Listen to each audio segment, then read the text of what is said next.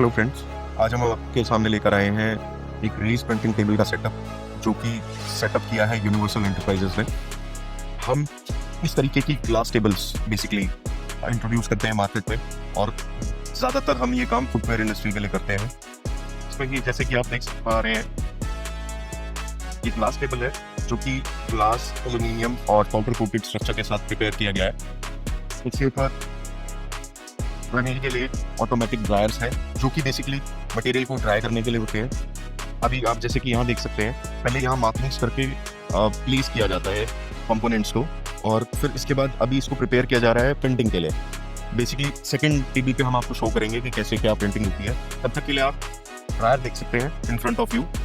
ये automatic dryers है जो कि जो भी मटेरियल आपने प्रिपेयर किया है उसको ड्राई करने के काम आता है, जो कि हमारी प्रोडक्शंस को एनहांस करता है बेसिकली। फ्रेंड्स, मैं अब आपको इसका ओवरव्यू दे देता हूँ कि हमने किस तरीके का सेटअप किया है। बेसिकली ये आप देख सकते हैं, ये ग्लास प्रिंटिंग टेबल्स है। इसमें एल्यूमिनियम चैनल लगा हुआ है और इलेक्ट्रिकल बस बार लगी हुई है पावर देने के लिए हमारे ऑटोमेटिक ड्रायर्स, जो कि अभी आपके सामने दिखी गई। पूरा का पूरा स्ट्रक्चर है जो वो वेल ऑर्गेनाइज किया जाता है, स्पेस दिया जाता है मटेरियल के रखने के लिए। और बेसिकली जो ड्रायर है वो काम करता है आपका, जो मटेरियल जैसे कि आप यहाँ देख रहे हैं, इस पे प्रिंटिंग करी हमने, उसके बाद ड्राई करने के लिए ड्रायर्स काम आते हैं। ये जो है ये हमारी प्रोडक्शन को एनहांस कर देता है। जब हमें हायर प्रोडक्शंस के लिए जाना होता है तब हम इस चीज को ऑक्यूपाई करते हैं। अब हम बेसिकली टेबल्स के बारे में बात करेंगे। टेबल किस तरीके की होती है, कैसे बनती है, या क्या साइजेस अवेलेबल होते हैं। सो फ्रेंड्स, बेसिकली जो ये टेबल्स है ये 5 के मल्टीपल में काम करती है। 5 के मल्टीपल में आप जो मर्जी लेंथ लेना चाहें आपके स्पेस के अकॉर्डिंगली हम उसको डिजाइन कर देते हैं।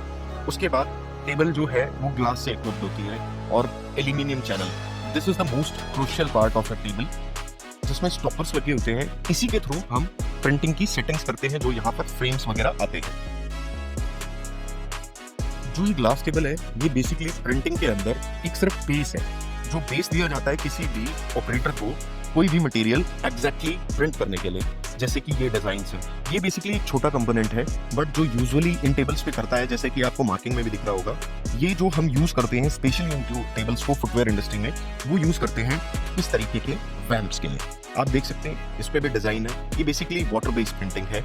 हम इस टेबल्स पे water based printing, silicon printings और सॉल्वेंट बेस्ड प्रिंटिंग्स कर सकते हैं। जैसे कि आप अपर देख पा रहे हैं, ये अपर है।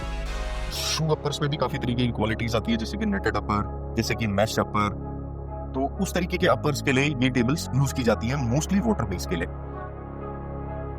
अब साइजेस क्या अवेलेबल है इन टेबल्स में, जैसे कि मैंने आपको बताया कि 5 फीट का इसका मल्टीपल चलता है टेबल्स की लेंथ के लिए, बट विड्थ में भी कुछ पर्सपेक्टिव्स आते हैं, जैसे कि क्या विड्थ होनी चाहिए टेबल की।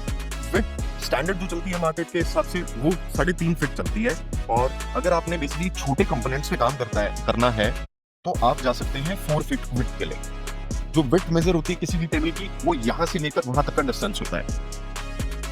जैसा कि मैंने आपको बताया कि विड्थ हम एडजस्ट कर सकते हैं, कस्टमाइज कर सकते हैं, बिकॉज हम मैन्युफैक्चरर हैं इन टेबल्स के, और जो ड्रायर्स हैं उनकी भी विड्थ कस्टमाइज की जा सकती है अकॉर्डिंग टू द टेबल।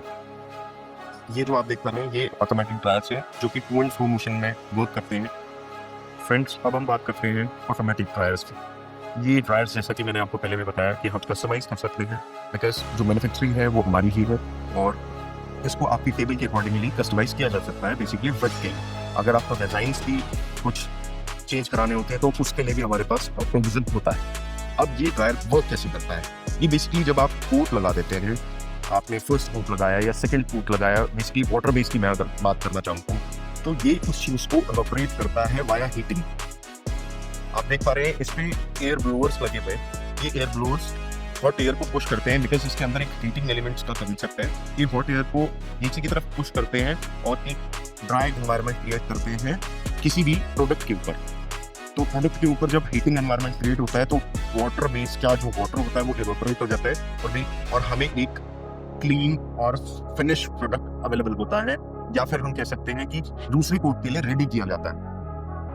अब हम डिस्कस करते हैं इलेक्ट्रिकल बस बार के बारे में, जो कि हमारी टेबल्स का थर्ड कंपोनेंट है, जो हमारी ड्रायर्स को, ऑटोमेटिक ड्रायर्स को पावर करता है। जैसा कि आप यहाँ देख पा रहे हैं, ये हाईली इंसुलेटेड पीवीसी बस बार है, जिसमें करंट वगैरह की कोई शिकायत नहीं रहती है बिकॉज ये पीवीसी इंसुलेटेड है। अब फ्रेंड्स हम बात करते हैं अपने फोर्थ कंपोनेंट की, टेबल के फोर्थ कंपोनेंट की, जो कि सबसे इंपॉर्टेंट कंपोनेंट है पूरी टेबल का, जो कि है एल्यूमिनियम प्लस स्टॉपर्स। ये जो आप छोटी सी स्टॉपर देख पा रहे हैं, इसका बहुत ही महत्व है पेंटिंग के अंदर। जैसे कि आप देख पा रहे हैं यहाँ पर ये एक एल पत्ती लगती है, एल पत्ती के ऊपर ही कोई भी फ्रेम की सेटिंग है वो इसी से वेरी करती है। हम इसको आगे पीछे सरका सकते हैं या मूव कर सकते हैं। हम इसको आगे पीछे मूव कर सकते हैं अपनी प्रिंटिंग के अकॉर्डिंगली, अपने पीसेस के अकॉर्डिंगली, अपने कंपोनेंट्स के अकॉर्डिंगली।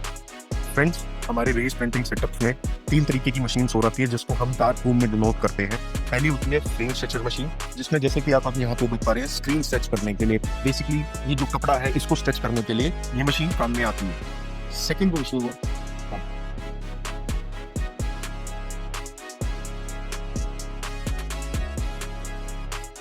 दूसरी मशीन डार्क रूम की जो होती है उसको बोला जाता है film UV film exposure machine, जो कि हमारी फ्रेम्स के ऊपर नेगेटिव्स को एक्सपोज करती है। वो काम ये मशीन करती है। जैसे कि आप यहाँ पर देख पा रहे हैं ये स्क्रीन्स है, काफी तरीके की स्क्रीन्स है।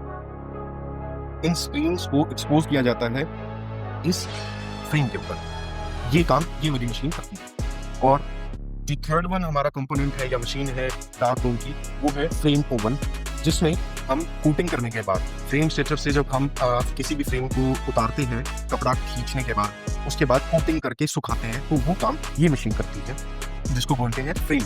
Thank you.